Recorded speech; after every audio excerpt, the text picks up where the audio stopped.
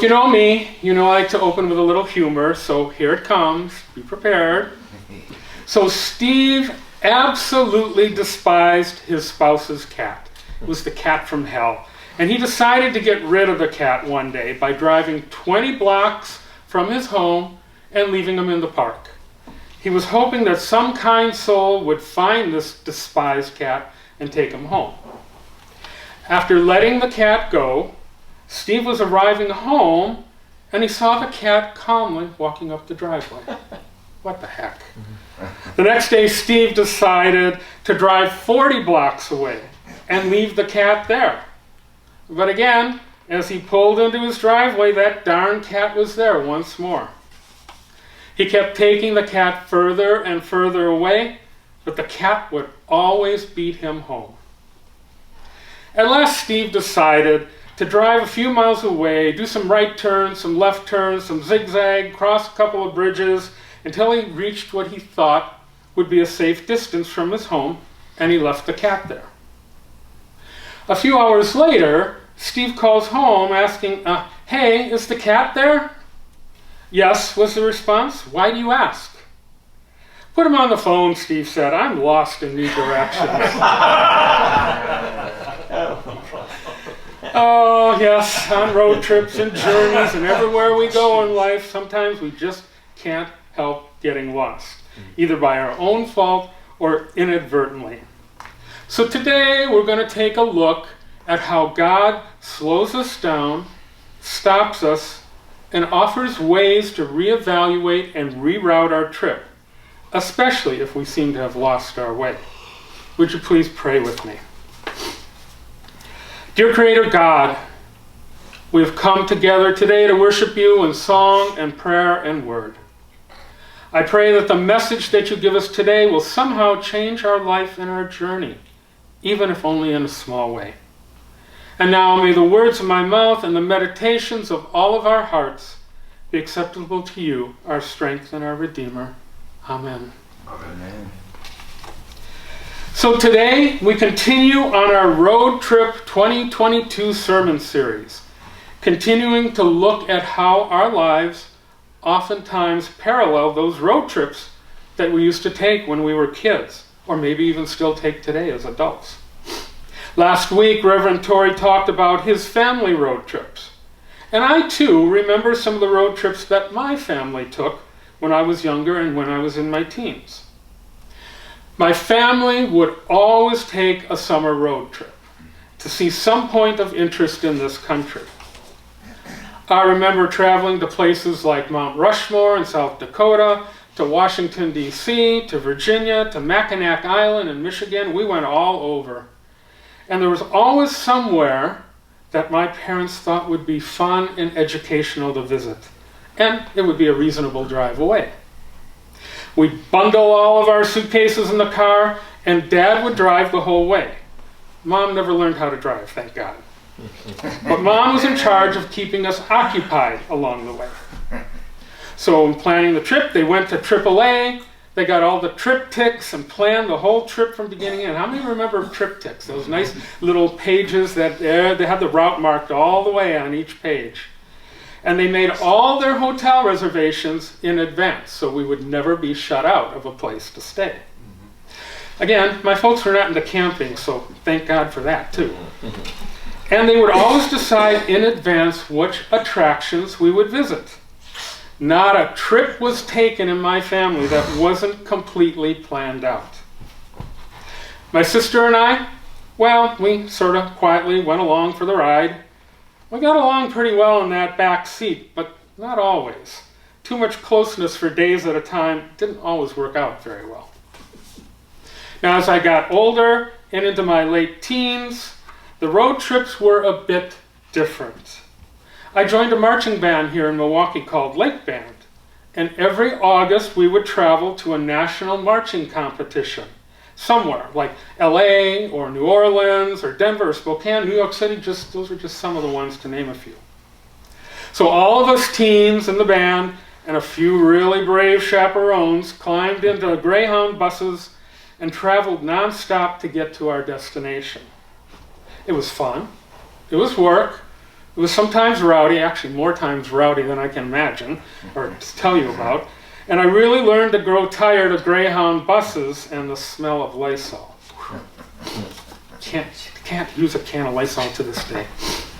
My parents and my sister then would take their road trip to meet us at the destination and watch us in our competition. My parents loved it, not so much my sister. But for all the road trips, it was a straight shot through, from beginning to end. No deviations, no side trips, and only a few bathroom stretching breaks along the way. The family trips, we made great time. After all, getting to the destination expediently was the goal. Once on the highway, well, that expediency was easy. But on the city streets and minor back roads, there were always stop signs and stoplights and intersections to impede our flow. These intersections and crossroads with the green, yellow, red stoplights always forced us to slow down, stop, and perhaps question if we were on the right path.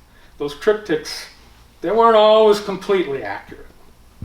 After all, this was before GPS, and then all we had besides the triptychs were like huge maps. You unfolded them in the car, and okay, where's that highway? Forget it. It took up the whole front seat, and my mom wasn't real good at finding those highways. So even though it was hard to find the highways that we were actually on, and hard to find the highway that we were supposed to be on, and there was no little voice telling us how far you had to go, be turning left or right, or if you've arrived at your destination, we did it. We did the best we could. But I do remember getting lost more than once on the family road trips. But you know what? Now in hindsight, I say thank goodness for those stoplights. For they allowed you to see things other than the countryside speeding along at 60 miles an hour. Now remember, this was in the 1960s and we weren't up to 70 on the highways yet. They allowed you to rest your eyes, catch your breath, take in the little towns and sights like the Stuckey's Candy Shop or the Big Boy restaurants. They even allowed for an extra potty break if there was a gas station in sight. Those red lights actually made you stop and think about where you were and where you were going. In much the same way, it's the crossroads in life that cause us to slow down and think about things. Oftentimes we fly along the highway of life, not paying much attention to where we are going, or even if it's the right path or journey. But when we get to those intersections or crossroads in life and have to slow down or stop, we can take pause and perhaps actually think about our journey, giving us the chance to make changes or decisions that could be exactly the right thing to do. In last week's gospel, we learned about Nicodemus and his encounter with Jesus.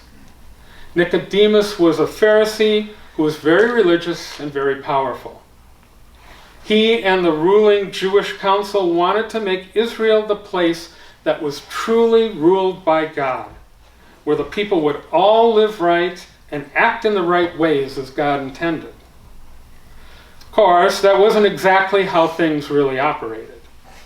But no big deal to Nicodemus. It could all be fixed through following God's rules and changing one's actions and getting along with one another. If we all did that, Israel would then become the place that God intended it to be. During Nicodemus' encounter with Jesus, however, we see how Jesus slowed Nicodemus down and helped bring him to the place of recognizing that life wasn't about fixing oneself. And it wasn't just about believing in God or Jesus superficially, and that it wasn't about outwardly acting in the right way. Instead, it was about trusting in God. It was about being reborn of the water and the Spirit, starting all over and heading down a different road, perhaps. It was about responding to God with trust and about understanding Jesus' love and recognizing God's great love for each of us, regardless of where we were on our life's journey. Nicodemus was confused. because the concept of being reborn into the Spirit was a completely new concept to him. No longer were any of the behaviors and things a person did on the outside, like purification and hand washing, going to be the right path any longer. Jesus was telling him to take a new road, a new path, to put his trust and faith in God and God's Spirit sight unseen. In today's gospel, we now hear about the royal official who sought out Jesus to beg him to come and restore health to his ill child. He had heard about some of Jesus' miracles, healing the blind and curing the lame to walk. And he was desperate to have his child cured. And Jesus was probably his last hope. So was it just the desperation, or was it faith, perhaps shallow faith at best, that brought the royal official to Jesus? Jesus even acknowledges that it probably was not any kind of real faith that brought the official to Jesus. Unless you people see signs and wonders, you won't believe. However, I'm also sure that Jesus saw the man's desperation and exasperation and felt the man's pain and burden.